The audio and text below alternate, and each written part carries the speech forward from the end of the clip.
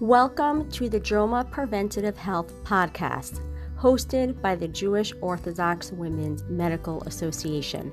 We provide you with up-to-date information on health topics geared towards the Orthodox Jewish community.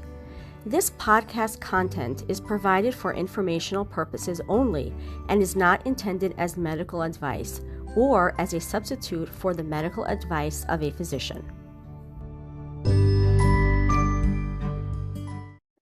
Welcome to the Jewish Orthodox Women's Medical Association, or JOMA podcast. I'm your host, Elisa Minkin. I'm a general pediatrician and proud JOMA member. And today I'm really honored and really excited to be here today with Madeleine Berg. If there are topics you want to hear, or you have comments on the podcast I've done, or you have someone you know you want to hear be interviewed, or you yourself want to be interviewed, please reach out to us at health, HEALTH, at joma.org.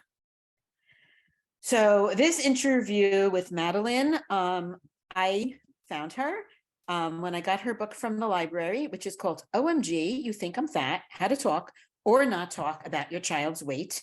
This was titled when she spoke to a teenager who was going to college, and the parent bought her an exercise bike as a special going away gift, which is what she calls the message gift, which you shouldn't do. And her response was, OMG, you think I'm fat? Madeleine Berg is a registered dietitian, nutritionist with degrees from Cornell University and NYU. Madeleine has a private practice specializing in weight loss and medical nutrition therapy. She has published articles in both popular and scientific journals and is the author of OMG, You Think I'm Fat, How to Talk or Not Talk About Your Child's Weight. Madeleine is also a local, state, and national speaker. And I'm going to add a little bit of a trigger warning because I feel like any discussion about weight and diet and nutrition is triggering. If you have an eating disorder or you feel some reason this will be triggering to you, listener discretion is advised. Welcome, Madeleine. Thank you so much for joining me tonight. I'm so happy to be here. I'm really excited. And as I told you before, this is the shortest time from my reading your book to interviewing someone. So I'm really excited about that. I'm still processing your book. I love that you went to the library and got it and then contacted me like instantly, and how everything played out. Exactly. I think I was walking home from the library and reading it as I walked. Don't try that. And like emailing you all at the same time. So we have a lot to talk about. We need to talk about how we talk about weight to our kids. And what I love about your book is that you talk about what to say and what not to say, and both are really important. So I want to start with, first of all, just saying that what I love also is that you acknowledge that parents are trying their best. They love their children. This is a really hard time because the AAP came out with these new guidelines that everybody's talking about, and they're very aggressive. And I think they're going to be putting a lot of pressure on pediatricians to be more aggressive and to push more at younger ages to be doing something about what we call childhood obesity. So I want to start with, how did we get here? Where are we and how did we get here? You know what? Here, it's like the obesity rates just keep going up and up and up. And I think part of the reason for that is we were never supposed to have so much access to food. So as food became more processed and more readily available and less expensive, and portion sizes got bigger and bigger, we're, as humans, hardwired, like genetically selected to have big appetites and stomachs that expand, because that's what kept us alive during lean times. But now in this like 24-hour food cycle, where basically if you're American, you're awake, you're eating, that's like 15 hours a day. We have so much food and our brains are going crazy because that's how we were wired for survival. Right. I think also we lose our sense of when we're hungry and when we're full. We've been out of touch with that for so long. It's like a complete disconnect. Right. So I don't know. How do we get back to where we should be? I'm asking hard questions tonight. Right. I'm asking you to solve the problem. Yeah. Can we stuff the genie back in the bottle and not have, so much food? No, but I think parents can start at a really early age and trust their baby. and trust that their baby's not starving themselves, and trust that their baby's getting enough breast milk or formula, and not just try to get in some extra ounces because you feel insecure about the situation. And then as like the child gets a little bigger, not force feed them, trust them that they're eating enough. Don't make them finish that last bite.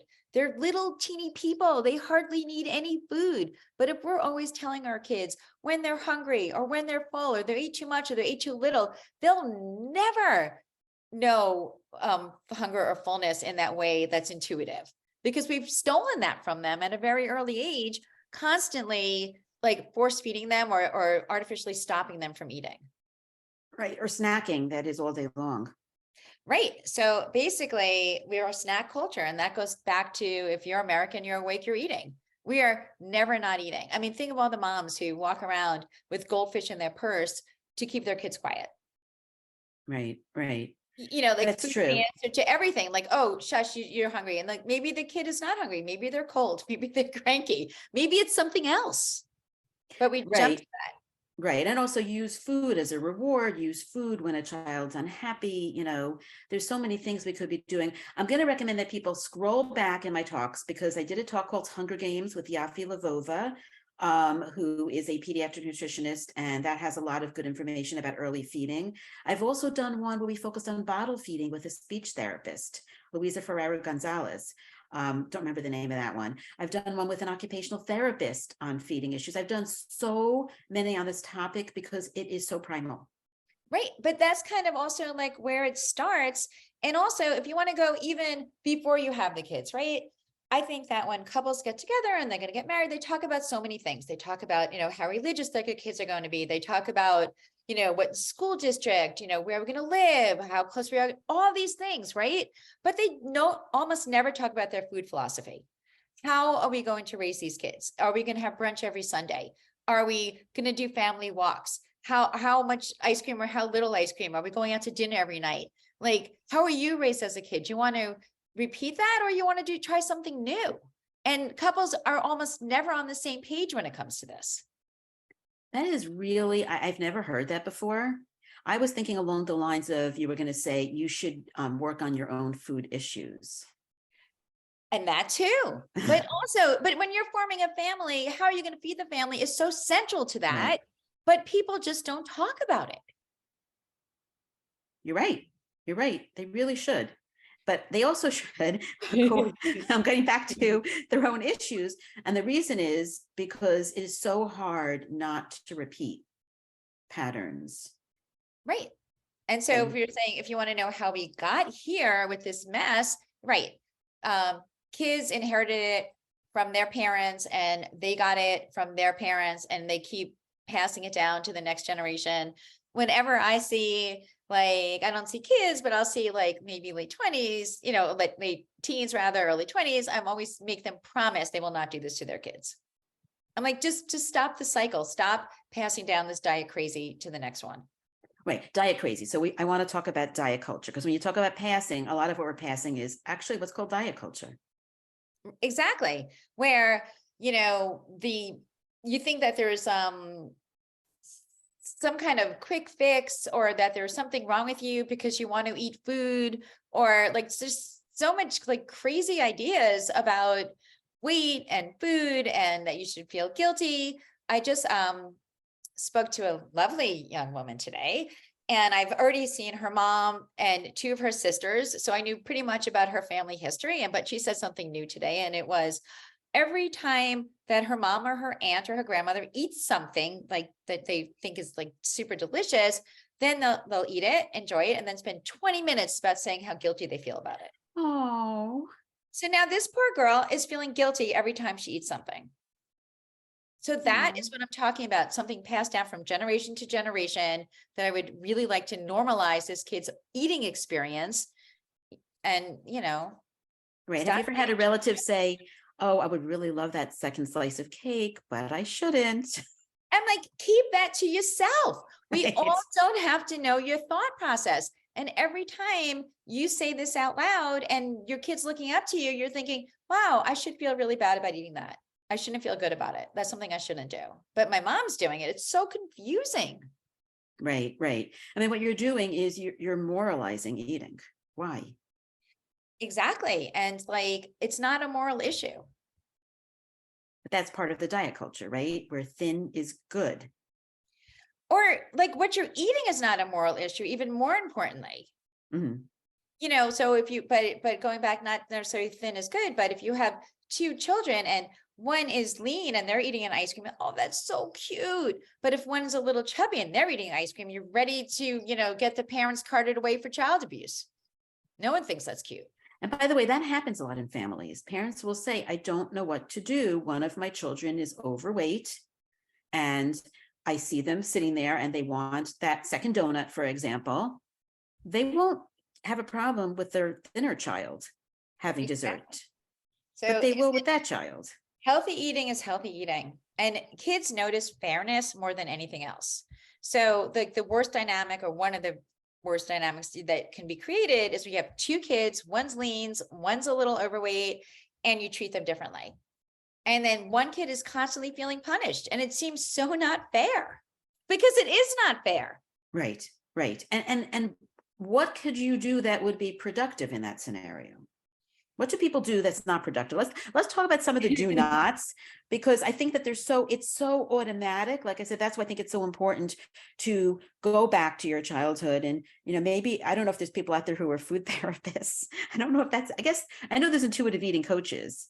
I don't know who you would go to, or just even just think about it, read books about it. I don't know. So you don't repeat those patterns. But can we talk about some of the things that you talk about in your book that are the do nots? Because most of your book, in all honesty, is the do nots. It'd be a negative Nancy, but. Well, so much of what we do as parents is because we love our kids so much and we want to help. But all of our helping makes the problem that much worse. And again, if any of this helping was working, I would be 100% for it. But my entire weight loss practice, because I'm a weight loss dietitian, is adults whose parents had put them on a diet when they were a teen or an adolescent or even younger, and they're still overweight as an adult, and they still never got over the trauma of, you know, being that kid with a can of tuna fish in their lunchbox. So let's go back to why diets don't work, because I don't think we talked about that. Okay.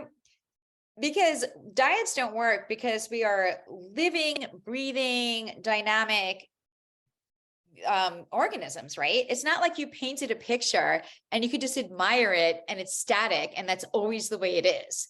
Like every day we're feeding ourselves and every day our body's changing and every day we're getting activity and every day things are happening to us, right? And all that adds up to what our weight is.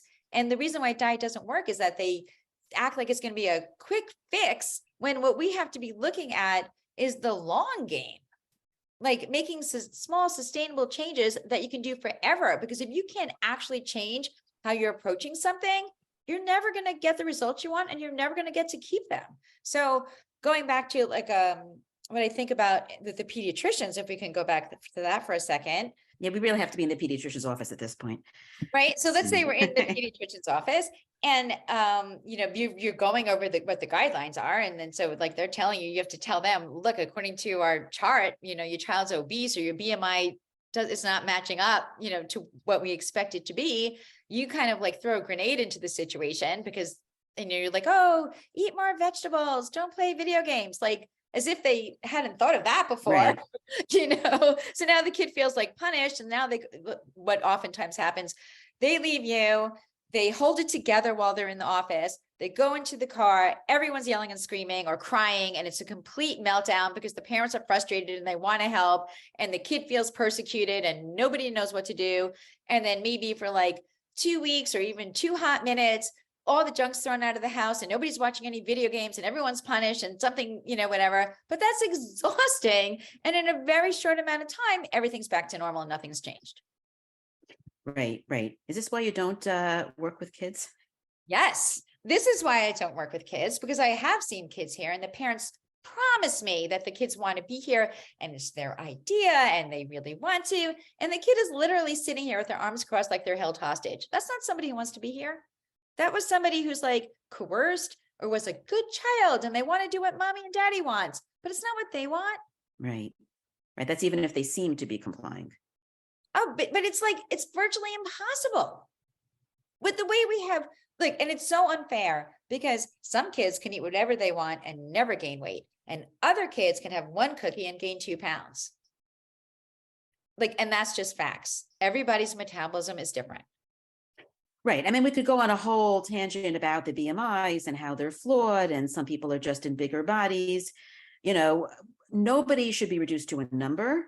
And I, as a pediatrician, like to look at the trajectory. But I am definitely seeing children who, unfortunately, their trajectory is clearly when other kids are like this, and they are really clearly gaining too rapidly.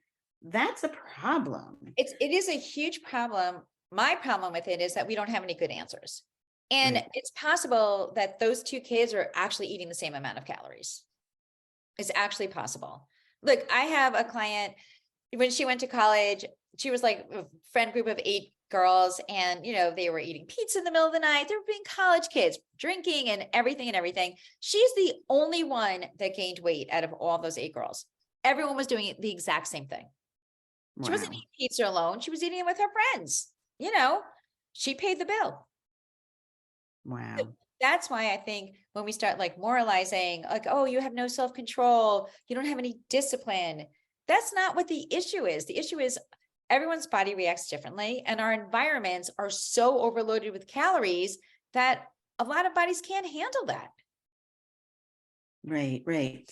I want to go back to the dangers when we point this out to kids, because what we're really focusing on right now is on kids, and maybe we could take some time about what you do as a weight loss nutritionist for young adults and adults.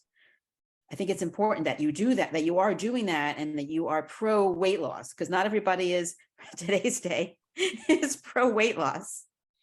Yeah, I am pro weight loss if it's your idea. Right. So you turn people away, right? That are adults who come to you. I absolutely do. Yeah, when they're not motivated. If they don't want to be here, what are we doing? It's too hard. It is, listen, for an adult to lose weight is a Herculean task. You have to be on point 24 hours a day, 7 days a week, no chance of parole, like no cheat day, nothing. You really have to be straight and narrow for a very, very long time to get where you want to go. I don't really see how you can ask that of a child. I really don't. Right. And also, I mean, if you do choose to do a very specific diet as an adult, you can choose that as an adult. As a child, if it's being put upon you, somebody's forcing it on you, right? I mean, it's not your choice. No, it is not your choice. And again, like I said already, parents are often not on the same page. Grandparents aren't on the same page. So, you're trying to, eat healthier in your house, but then grandma shows up with a whoopie pie and she's all mad that you throw it out. I mean, no one's like respecting what your wishes are with your kid.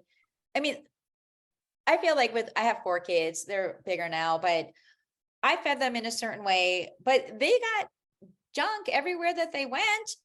And I didn't say anything about it because I can't control that. Right, right. I think we need to talk more about control, because I think, unfortunately, there's an illusion of control. And I think there's an illusion of control by the physician as well, right? That we should be able to control this as a medical disease. And I think that there's illusion of control for parents. Like, I should be able to control this. I love that, but you can't. I even tell my adult clients, I'm like, you can't control the scale. You can only control your habits. The scale's going to do what it's going to do. And what might work on a piece of paper, like an equation, like, oh, if you input this amount and then you subtract that amount, you will lose this amount a week. It never works like that in the human body. It is so much more art than science, in my opinion, like so nuanced, right? So parents cannot control their child's weight. Like, it's not your fault and you can't control it. All you can control is how you speak to your child, how you speak to yourself, right? The food that you bring into your house, how you're cooking that food, how you're approaching family meals. You can do, I'm going to use air quotes, everything right, and your kid can still wind up with a weight problem. You can have 3 different kids and their weight can be all over the BMI chart, and you're conceivably giving them all the same food. Right. So the parent who's listening to this, who has the child in the family who is chubby, we'll use that word for now, who's trying to do all the healthy habits. All the healthy habits are in place. Everybody's the same. I don't know what to do with that child who's going for third and fourth portions. What should I do? Oh, this is what I do. I serve everybody restaurant style and not family style. That means I make everybody a plate and I put it out and then I put it away. I don't have thirds and fourths available for anybody to eat. When I haven't bought juice in like, I don't know, like 15 years, but when I used to buy orange juice, I'd buy one container for my family of 6 and when it for the week, and when it was empty, it was gone. It was just, that was it. You had what you had and you moved on. So it's like, you can't, there's like certain things that parents can do behind the scenes to make it a little bit easier. But I think what you should not do, and we started talking about that before, is nobody should be making any announcements. Nobody should say, we're not eating any junk food anymore. And that proclamation lasts 2 minutes anyhow. Like, just quietly make some changes without making your child anxious about it. Right. Not everybody's going to do plating, though. I mean, plating, some people think that plating is really great and other people are against plating the food. I think it's a great idea because first of all, again, I had 4 boys. I had to make sure that everybody got at least one serving, right?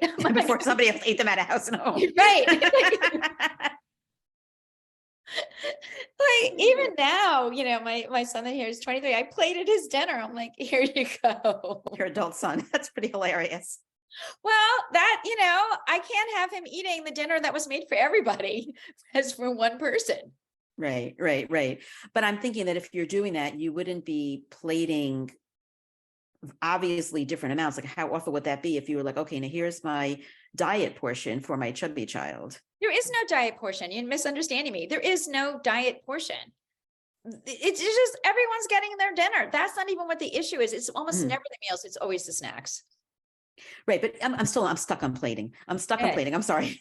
Go ahead. I didn't grow up with plating, so I'm working on it. Well, I think the problem with not plating is like if you have like a feeding trough in the center, right, people are much more likely to overeat because while you're having conversation, while you're sitting there, you just take more and hunger has nothing to do with it. Right. Another option would be to have a buffet set up where you have to walk into a different area and take more. So, you know, you're making your own plate with what you want. Because I'm thinking, like, how do you plate for children with different appetites? You're giving them or they're taking it on their own? No, you know, I'll just give them what I think the right amount is, but they don't have to eat the whole thing. I'm not making anyone ever finish their plate ever. And you know, the whole idea of like kid food, that's completely marketing. Right. Kids used to eat what their parents ate, but then the food marketers like, we can make more money if we sell the kids chicken nuggets or fish sticks or something not great because, you know, and then parents have to buy more food. But for me, I think it's easier when you have a big family because I never shine the light on one kid. I was like, all right, if I made dinner and 3 of them out of the 4 ate it, that's 75%. That's pretty good. And I knew that the 4th kid was not going to die if they didn't eat dinner one night. I feel that parents are too like in it with them, like too watching them. Are you eating it? Did you eat your vegetable? Did you get enough? Are you like, is that enough protein? Are you like, back up? Like, so even if it's on their plate, if they don't eat it, they don't eat it. I'm not, I'm not a micromanager. I'm an idea person, but even as a parent, I'm pretty hands off. I always provided the meal. And if they didn't eat it, they didn't eat it. I was not concerned about that. But they never came to you and said, but I'm still hungry. I'm still stuck on the plating. I'm sorry. They haven't, because it's almost never about hunger. The reason why people are taking the second and thirds is not because they're hungry. It's just because it's there. And that's a good enough reason. So you just knew what they each needed and you were able to give them what they needed. But like, I wouldn't, if someone wanted to go up and take another piece of chicken, it was on the counter. They can go do that. Right. But I wasn't like putting something in the center. Right. No, for sure. You know, that's why buffet is another option where you have it in a different area. Option. Right. But so parents are so impressed with their kids, they really have to stop staring at them. But like, it's like, if you have one child, you're so much focused on that kid, it's not great. But if you could just take a step back and be like, all right, you know, with eggplant, they're like, why do you give this to us? We never eat it. I'm like, one day you might. I'm not going to dumb down my food because of you. Right. Right. And we know that it can take 10 to 12, times trying something before a child will. Years. Yeah. Yeah, that was made up. It was years, not time. Sorry. Yeah, but you're right. I mean, it's like the focus is what's not healthy. And if you go back to like Ellen Satter's division of responsibility of feeding, right, then it's not your job to get the child to eat. And that's what I, as a pediatrician, I talk about that every single day. I'm like, eat it or don't eat it, but I did my job. I cooked dinner. Right. And then you don't have to give them snacks later when you think they didn't eat enough. No, I would never do that. But I would also, let's say I was going to make something fish that some of them found objectable. I would do that on a day where I had leftover chicken, so that one kid that wanted to eat fish, I'm like, here, take a chicken. But I'm not making 4 different dinners for everyone. Right. Like where I am, there are parents who do takeout 5 different places in one night to make sure everyone's happy. I'm like, what is that? Stop dancing like a marionette. Like, let it be. Wow. Mm-hmm. That's like the takeout version of short time cook, right? The takeout is doing a short time cook for you. No, exactly. And I think parents care so much and are trying so hard to get it right. And because of that, they may be getting it wrong. Right. But again, back to the division of responsibility, it's not your job. It is your job to offer meals at structured times, and it's not your job to get them to eat. It's their job to eat or not. Right. And I think it's a good idea to have something on the table that is reliable.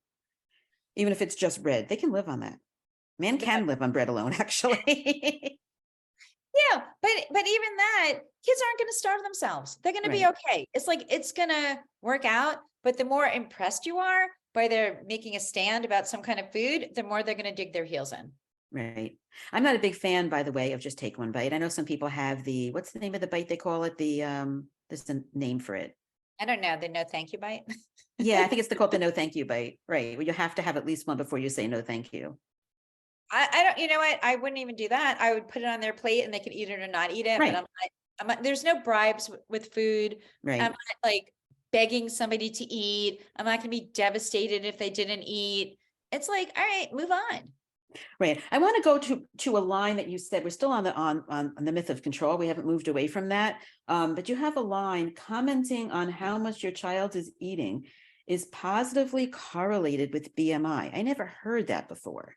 That literally means the more you talk about how your child is eating, the more they weigh. That's right. Wow.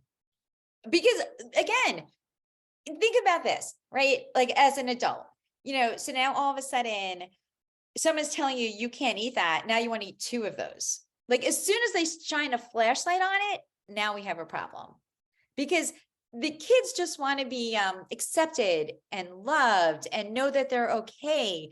But when you start picking at their food, they feel like they need to be fixed and that they're not okay and that there is something wrong with them. And like, how could you make a child feel like there's something wrong with them for wanting to eat cookies? Who doesn't want to eat cookies? They're delicious. I mean, so like the more that we try to get involved with this, the more weight the kid gains. Right. And this is also often leading to kids trading their snacks at school, their healthy snacks for unhealthy snacks, or hiding, eating in the room when you're not looking. Those are all things that happen when you try to control something that's not controllable. I'm kind of like, look, if you don't want your kid to eat something, then don't buy it. Like, end of story. Like if you find something so objectionable that you don't want in your house, don't make an announcement, just don't bring it in. Because you really can't micromanage how much of that they eat. If I'm buying a snack in my house, I'm going to assume that one or all of them can eat the whole thing. Yes, but I hear people saying, but I want my child to learn self-control. Self-control is not a thing. It's actually not a thing. Willpower, it's gone by breakfast. To rely on willpower for your success, that's not a thing. And like we talked about before, with Adam and Eve, right? What do they say to Adam? Whatever you do, don't eat that apple. Right. How long did that last? How long did that last? Right? This Paradise Lost story opens. Right. Like temptation is not a new theme. Like, what is self-control? It's not like we can't rely on that. What we have to rely on is environmental control. Like, is my environment set up in a way that I can succeed? Right. Set up for success. Right. That's what you have to do. And not in a way where okay, I'm throwing out all the Doritos and like a mad rage, and then you're back in the house when they're on sale again. Just very quietly behind the scenes, just would do things and not make any kind of announcement about it. And for everybody though, right? Everybody. Right. I mean, I think that's one thing that is often a hard sell, that if you're worried about your child, you have to worry about the whole family. But of course, because they're part of your family unit. It sounds obvious to you and me, but if everybody in the family is slender and other people don't have issues with having a bag of Doritos and they can eat just one, right? Nobody can eat just one. That's not a thing. For some people, they can eat none. I don't know. Like, not everybody cares, right? That's not a thing. That's not a thing. Right. But what if the person buying them thinks that it is? Think about this. Okay, think about this then. It's like the idea, it's like, I don't feel that I have to protect your right to eat junk food.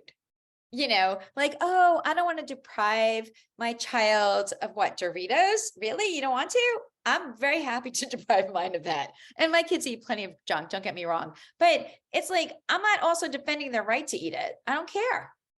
Like it's so, like, we're putting our own stuff on the kid by saying, oh, you can't have a full, rich life unless you go get bagels every Sunday. And I don't agree with that statement. I think you can have a beautiful life and just have your bagel on a breakfast. Right. Back to the junk, because a lot of people in this day and age don't like the word junk. I know that, right? All food is food. Some of it is really junky. Well, okay, think about this. Nobody's addicted to apples, okay?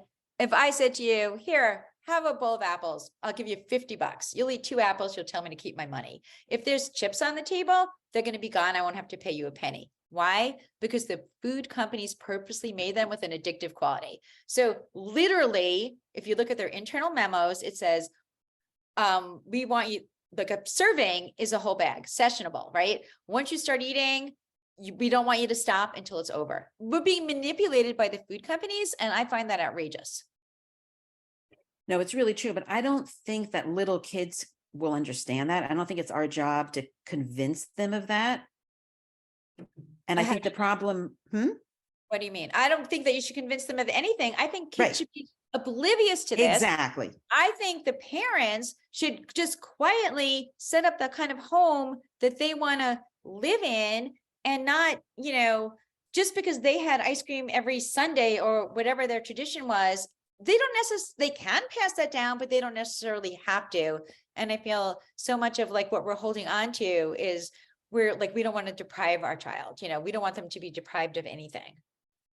And Right. But I'm looking at it from the flip side of where parents say, my home is sugar-free. Nothing crosses the threshold. I don't know.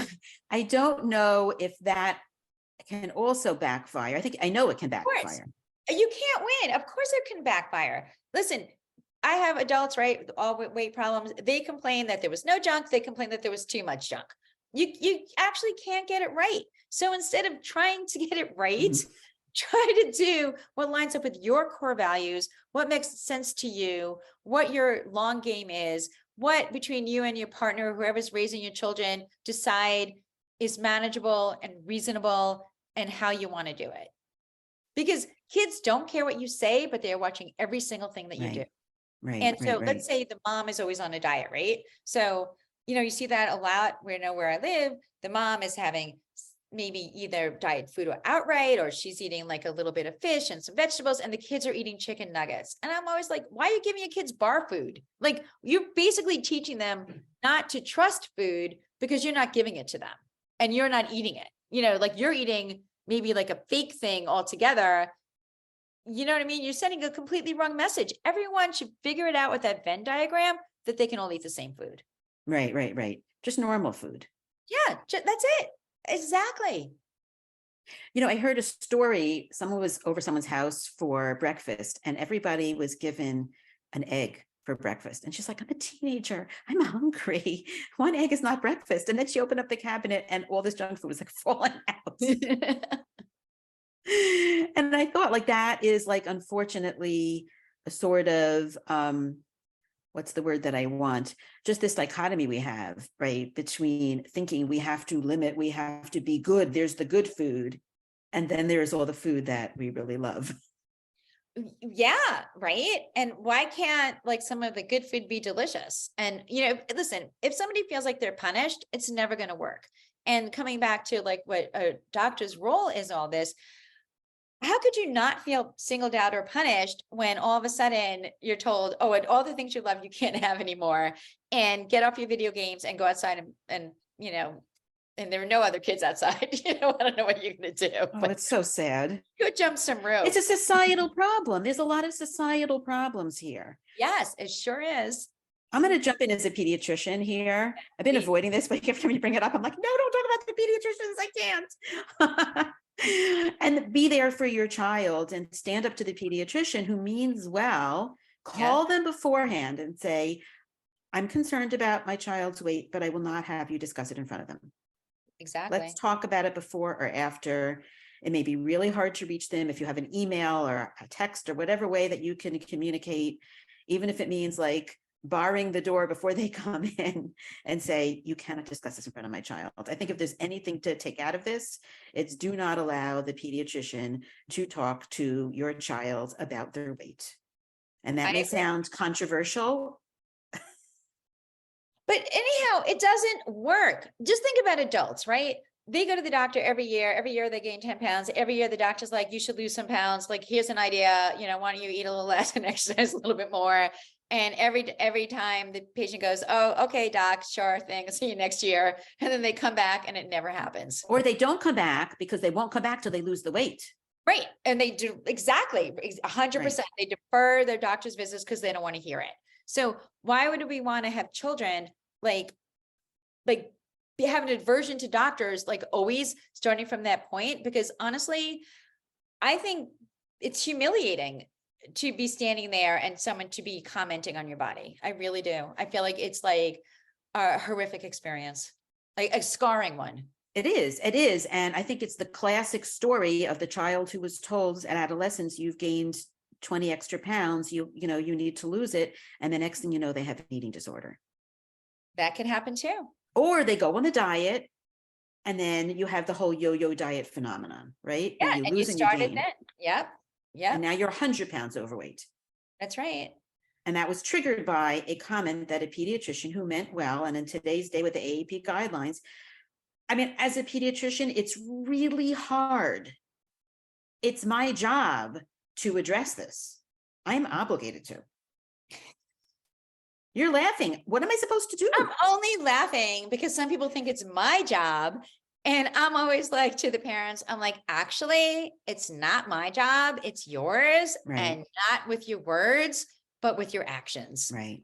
I'm like, set a good example and shut up. And just like, stop talking about it. Everyone has to stop talking about it and just quietly go about setting the example you want your kids to follow. End of story. But my heart is breaking for the parents because look at the situation that they're in. They have no control over the food environment, the junk food. They don't. Right? Right. The social media, the endless digital, everything's video games. All of these factors are things that they don't have control over. And yet they are told, you're the parent, you should be in charge of this.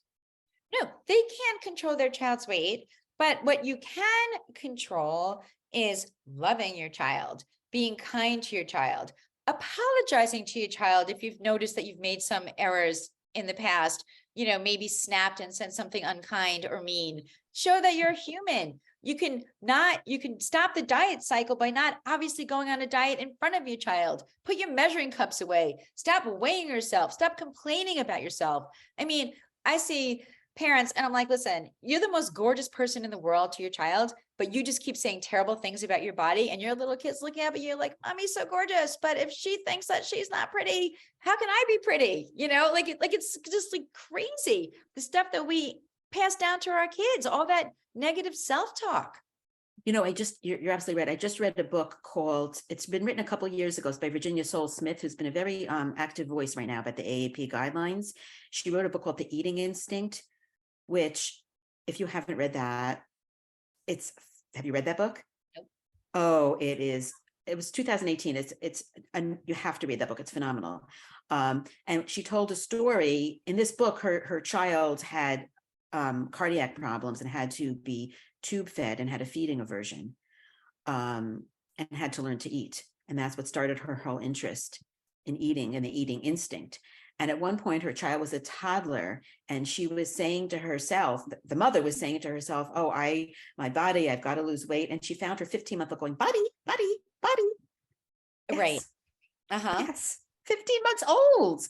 We don't realize how early this starts. Wow. Right. You have no words. No, I don't. But it, like, the whole thing is like the mixed messages are epic. Right. You know, like, oh, here, it's a special day. You can eat this. Like, let's go out to brunch, order whatever you want. And then the next minute you're like, oh, you can't eat that. It's too much. I'm like, which is it? Stop it. And they start looking to mom. Oh, are we eating bad today? Are we eating good today? Like, what are we doing? I'm like, find something in the middle and be consistent. I wish that I had programs to refer my families to, right? Because there's so many pieces to this. And we're saying just do it like it's a simple thing. It's so hard. It is so hard. It's so hard because parents are under a lot of pressure, and they probably have their own struggles and their own thoughts about this, you know, about how they don't want to repeat what their parents did to them, but that's exactly what they wind up doing. Right, because it's very hard to know the patterns, learn new patterns, change those habits. Just like it's hard for anybody to lose weight, it's also really, really hard to change habits. I did a body image webinar with Joma that everybody should watch. Just go to Joma YouTube. It's not on the podcast platform. And that we had a two-part. We had one for the adults, the parents, and we had one for the kids. And again, I sent you the webinar that we did. It was not actually from Joma, but we put it on our YouTube and the podcast platform. We have to talk about weight when we have a weight problem, which I know you watched. So thank you for watching that. It was fantastic. All the points were right on. Yeah. So there's a lot of information out there. We can't obviously do it all in one talk. And we didn't go through your book, which is good because people should get it. I don't get any money for this. No money at all. I wrote pages of all the lines that I love, but they should just get it and read it. And I think it's really important because even if we talked about it, I mean, I think it's good I actually bought my own copy after I got from the library. Thank you. Yeah. And the reason I love it is because it seems it's deceptively simple, but it's really very important. And it's, like I said, it's deceptively simple. You might think that you know all these things. You may not realize that you're doing these things. And that's why this is the kind of thing that you can read like one page, put it down, reread it, put it back down. Do you know what I'm saying? I do know what you're saying. And also, I think also part of the takeaway is listen to your children. They're speaking to you. They have things to say and listen to them. It's not like a one-sided conversation. And like, if your child comes to you and they're like unhappy about their weight, and then you agree with them, right? And you say stuff in front of them, like, you'd be so much more confident if you just lost weight. That statement alone is just robbing them of all their confidence. You're like validating their worst fear, right? Like, they shouldn't be confident because of this weight. So when kids come to you and they're complaining about something, that's not the time, their weight rather, for you to swoop in and try to fix it. They're not asking to be fixed. They just want to know that they're okay and that you love them. Right. But I think it's also important to validate, like, there's body positivity and then there's body neutrality. In other words, if a child is feeling uncomfortable in their body, I don't think we have to swoop in there and try to say, oh, no, you're so beautiful. I think a lot of parents do say that, well-meaning. Exactly. And kids, they always smell a rat. It's not that. It's just, they just need a hug. You don't even have to say anything. It's just like, you don't have to say, oh, there's nothing to be fixed. And you also don't have to try to fix it, because that's actually not what they're looking for. Sometimes they just need to talk. That's hard though. On their mind. I think that's like the most primal thing as a parent is, what the problem is, you want to fix it. And like I said, I wish that I had programming out there for kids, because when a parent says, I'm back to my 7-year-old is gaining way too fast, the pediatrician says we have to do something about it. Where can they go? What can they do? I refer to nutritionists but I've not necessarily always gotten great feedback on that. Yeah, I'm sure almost never, because it's a terrible experience for a child. It's horrific. It is the worst. And you can say, oh, well, we're talking about healthy eating. They're not stupid. They know what it is. Everyone knows. Okay, I'll give you an example. I know this little girl, she's in 4th grade. It was a birthday party at school, and she's not eating whatever's at the birthday party. It's in the classroom. She's hysterically crying with her head on the desk. And she's so sobbing. She can't even get the words out. She writes her teacher a note and she says, my mom thinks I'm overweight. She sent me to a nutritionist. I can't eat anything at this party and I'm so sad. Oh, Right. So what is that? 4th grade. And, the school didn't get a heads up. There was no other snack brought in. The teachers are completely ill-equipped with how to deal with this. Nobody knows what to do. I wish we had answers. This is very depressing because we don't. There are no good answers. There actually are no good answers. And the harder we try, the worse we make it. So the more interventions that we have, the more of them we're just like getting the diet cycle at a younger and younger age. And it just doesn't work. I mean, I think that being your child's best advocate, right, whether it's not allowing the pediatrician to talk to your child, whether it's you yourself not pathologizing your child's weight or trying to control it, I think those will go a long way while we wait for society to change. I don't know. Yeah, but exactly. And you should advocate for your child, and you should be super careful when you're talking on the phone. They can hear you. Okay. Right. When you're saying, oh my gosh, Aunt Sally gained so much weight. Look at her. They can hear that. It's like all of these things is like, zip it. And if your, mom comes over and she says some negative weight comment to your child, talk to your mom and say, if you continue with that, you cannot come into the house. And I know adult people, right? My clients who they don't want to call their mothers. And so now they're grown adults, their mothers are even older. They don't want to have any relationship with them or just a very cursory one because they don't want to hear it about their weight. Literally puts distance between people. So what about, say, the mother is on a diet and losing weight? People go on diets. Yeah, be quiet about it. Like, shush, like, shh, shh, shh. Do what you're going to do. I don't want to know anything about it. We're not going to make a federal case. We're not going to have a whole big display. I don't want you to have powdered food. I want you to shush and do what you're going to do. Right. That makes sense. I mean, do you think if I gain weight, do you think I'm making a big announcement to my family and then a big intervention? I'm like, oh yeah, that happened to myself. But I think that's unfortunately the whole, moralization, the whole thin is, idealized problem, right? Somebody was saying, I was actually horrified because it was actually the AAP podcast. And one of the podcast hosts from this AAP podcast who was talking about the guidelines just was like, I thought she was being cute. And she says, oh, every day I step on the scale and my day follows the number on the scale. That's pathological. And she said that, and she's the AAP podcast host. I think she thought she was being cute. I couldn't listen after that. You know what? I'm always like, actually, the number on the scale is the least interesting thing about you. Like the least interesting thing. I'm like, I don't even care what the number is. People are like so surprised. They're like, aren't you going to weigh me? I'm like, no, if you want, there's scales here, help yourself. But it's not about that. It's about reframing everything so that people don't feel punished and they feel like they have a road out and they can just move forward with their life and not have weight be the central issue. Could you imagine what we could accomplish if we weren't so obsessed about this all the time? Our country would fall apart, the gross national product. Yeah, but it's like we're like in the perfect storm of, I've been thinking a lot about smoking because it's so amazing what we did with public policy and smoking. Because back in the day when people were smoking at my job, people were smoking in airplanes and restaurants, and now you're only allowed to smoke outside. And if you're not an outdoorsy person, you're kind of stuck. And most people are not smoking right now. That happened. We did that. Right, that was right. accepted.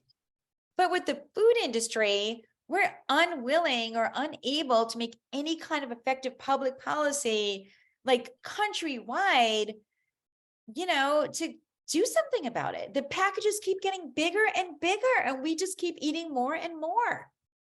It's an interesting analogy because the tobacco industry did fight back tremendously, the same way the food industry fights back. Somehow it happened. We should look into that, because I really do think that one solution would be grassroots.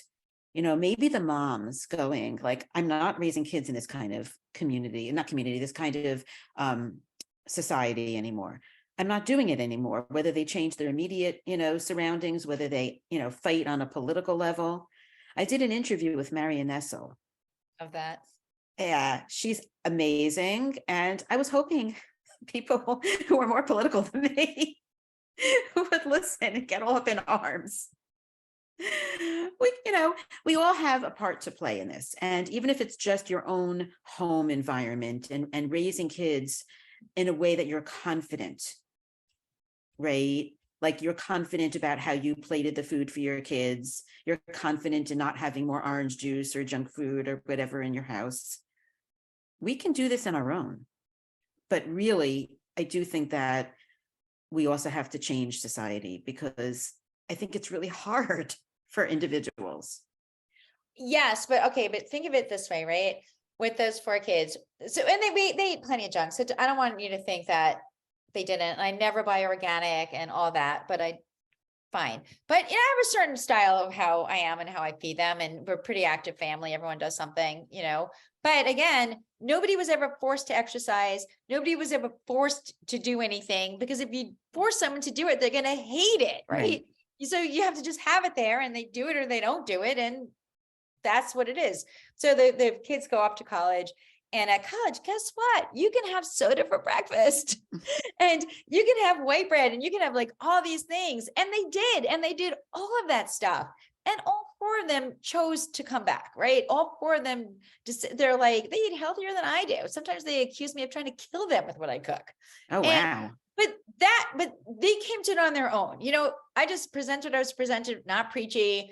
They did whatever they were going to do. And now their own decision is like, no, I want to eat well. They came to that. Right. But honestly, you just do not have control. And I love your line that you say, the idea that you can control your child's weight is the problem, not the solution. It's the same thing with feeding or with, food choice. It's wonderful that they're so healthy, but many people will do the same thing you did and will have kids who choose junk food diets on their own as adults. Absolutely. And again, you can't, you throw it out into the universe and you hope for the best, but right. That's it. Like, what else can you do? Right. It can be hard to accept, but it is absolutely true that this is not something that you can control. And I think moving away from that is a really important step. Thank you. I agree with that. Yeah. I want to thank you. I don't know if there's anything else you want to say. I mean, we could talk forever. And like I said, I was going to go through every line in your book. I loved it so much. And then I changed my mind. People should get the book. The book is called OMG, You Think I'm Fat, How to Talk or Not Talk About Your Child's Weight. Yeah, you can get it on Amazon, or you can always email me and I'll talk to you about it. But the other thing I just want to say is don't panic. We have to think again about the long game. Like, just take a deep breath, assess the situation and see which way you want to move within it. You have time. This is not, I know we feel a sense of urgency, but within your family, slowly do things without putting people into a panic. Right. I don't think we have to, we have to fall into that whole panic that we're having about it right now. It's not productive. No, it isn't. And, no, I think we're almost like blaming the victim here. Yeah, no, it's true. And we're making the whole family unit and the parents into part of that victim. And at the very least, parents can stand up and say, we're not taking this anymore. Yeah, exactly. And doctors can do that too. Doctors can do that also. I know, but you feel so much pressure to check things off your boxes, right? You can check it off. You can check it off. Excellent. That's my advice. So I want to thank you so much for doing this with me. I really appreciate it. It's been a lot of fun. Thanks so much for having me. Thank you.